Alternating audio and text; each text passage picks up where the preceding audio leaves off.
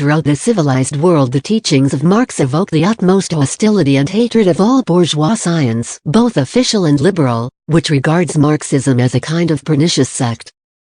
And no other attitude is to be expected, for there can be no impartial social science in a society based on class struggle. In one way or another, all official and liberal science defends wage slavery, whereas Marxism has declared relentless war on that slavery. To expect science to be impartial in a wage-slave society is as foolishly naive as to expect impartiality from manufacturers on the question of whether workers' wages ought not to be increased by decreasing the profits of capital. But this is not all. The history of philosophy and the history of social science show with perfect clarity that there is nothing resembling sectarianism in Marxism, in the sense of its being a hidebound, petrified doctrine, a doctrine which arose away from the high road of the development of world civilization. On the contrary, the genius of Marx consists precisely in his having furnished answers to questions already raised by the foremost minds of mankind. His doctrine emerged as a direct and immediate continuation of the teachings of the greatest representatives of philosophy, political economy and socialism. The Marxist doctrine is omnipotent because it is true. It is comprehensive and harmonious, and provides men with an integral world outlook irreconcilable with any form of superstition, reaction, or defense of bourgeois oppression.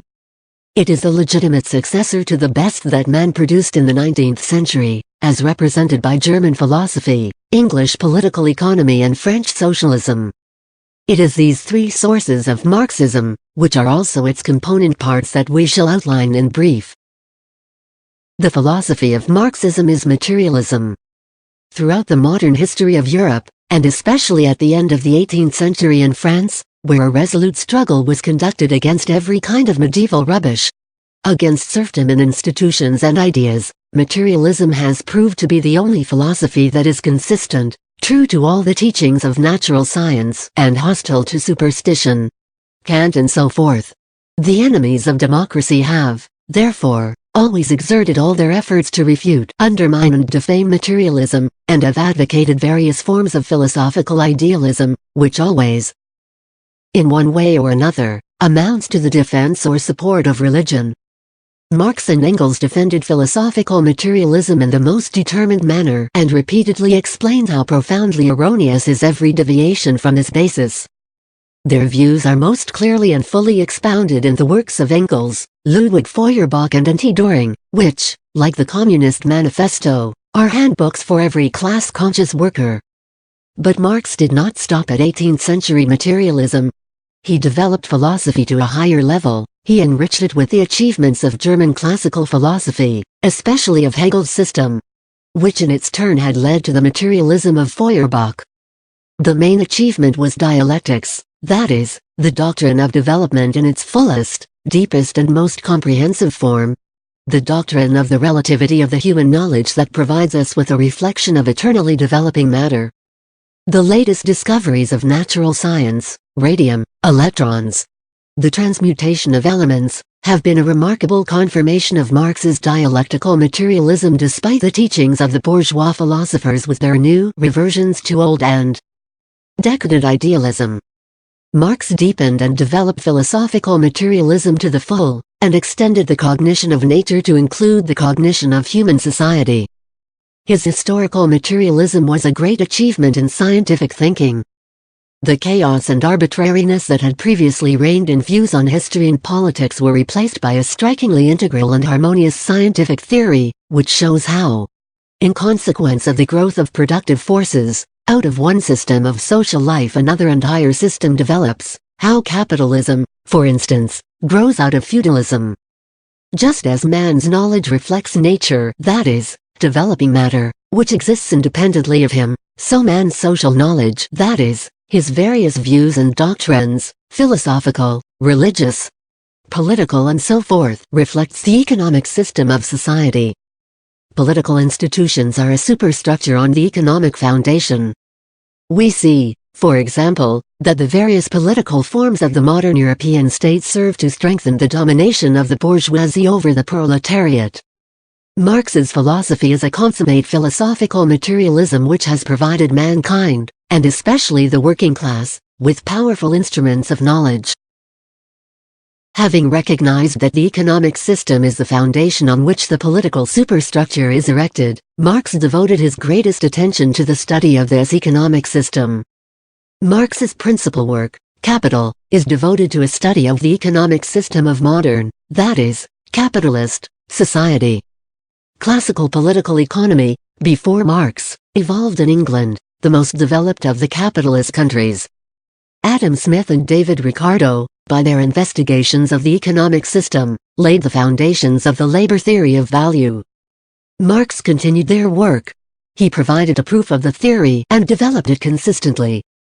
He showed that the value of every commodity is determined by the quantity of socially necessary labor time spent on its production. Where the bourgeois economists saw a relation between things, the exchange of one commodity for another, Marx revealed a relation between people. The exchange of commodities expresses the connection between individual producers through the market. Money signifies that the connection is becoming closer and closer, inseparably uniting the entire economic life of the individual producers into one whole. Capital signifies a further development of this connection. Man's labor power becomes a commodity. The wage worker sells his labor power to the owner of land, factories and instruments of labor. The worker spends one part of the day covering the cost of maintaining himself and his family, wages, while the other part of the day he works without remuneration, creating for the capitalist surplus value, the source of profit, the source of the wealth of the capitalist class. The doctrine of surplus value is the cornerstone of Marx's economic theory. Capital, created by the labor of the worker, crushes the worker, ruining small proprietors and creating an army of unemployed. In industry, the victory of large-scale production is immediately apparent, but the same phenomenon is also to be observed in agriculture. Where the superiority of large-scale capitalist agriculture is enhanced, the use of machinery increases and the peasant economy, trapped by money capital, declines and falls into ruin under the burden of its backward technique. The decline of small-scale production assumes different forms in agriculture, but the decline itself is an indisputable fact. By destroying small-scale production, capital leads to an increase in productivity of labor and to the creation of a monopoly position for the associations of big capitalists. Production itself becomes more and more social. Hundreds of thousands and millions of workers become bound together in a regular economic organism, but the product of this collective labor is appropriated by a handful of capitalists. Anarchy of production, crises, the furious chase after markets and the insecurity of existence of the mass of the population are intensified. By increasing the dependence of the workers on capital, the capitalist system creates the great power of united labor. Marx traced the development of capitalism from embryonic commodity economy, from simple exchange, to its highest forms, to large-scale production. And the experience of all capitalist countries, old and new, year by year demonstrates clearly the truth of this Marxian doctrine to increasing numbers of workers. Capitalism has triumphed all over the world, but this triumph is only the prelude to the triumph of labor over capital. When feudalism was overthrown and free, capitalist society appeared in the world. It at once became apparent that this freedom meant a new system of oppression and exploitation of the working people. Various socialist doctrines immediately emerged as a reflection of and protest against this oppression. Early socialism, however, was utopian socialism. It criticized capitalist society, it condemned and damned it, it dreamed of its destruction, it had visions of a better order and endeavored to convince the rich of the immorality of exploitation. But utopian socialism could not indicate the real solution. It could not explain the real nature of wage slavery under capitalism, it could not reveal the laws of capitalist development, or show what social force is capable of becoming the creator of a new society. Meanwhile, the stormy revolutions, which everywhere in Europe, and especially in France, accompanied the fall of feudalism, of serfdom, more and more clearly revealed the struggle of classes as the basis and the driving force of all development. Not a single victory of political freedom over the feudal class was won except against desperate resistance. Not a single capitalist country evolved on a more or less free and democratic basis except by a life and death struggle between the various classes of capitalist society. The genius of Marx lies in his having been the first to deduce from this the lesson world history teaches and to apply that lesson consistently. The deduction he made is the doctrine of the class struggle. People always have been the foolish victims of deception and self-deception in politics. And they always will be until they have learned to seek out the interests of some class or other behind all moral, religious, political and social phrases, declarations and promises. Champions of reforms and improvements will always be fooled by the defenders of the old order until they realize that every old institution, however barbarous and rotten it may appear to be, is kept going by the forces of certain ruling classes. And there is only one way of smashing the resistance of those classes, and that is to find, in the very society which surrounds us, the forces which can, and, owing to their social position, must, constitute the power capable of sweeping away the old and creating the new, and to enlighten and organize those forces for the struggle. Marx's philosophical materialism alone has shown the proletariat the way out of the spiritual slavery in which all oppressed classes have hitherto languished. Marx's economic theory alone has explained the true position of the proletariat in the general system of capitalism.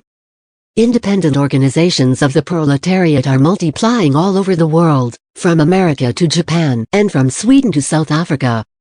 The proletariat is becoming enlightened and educated by waging its class struggle.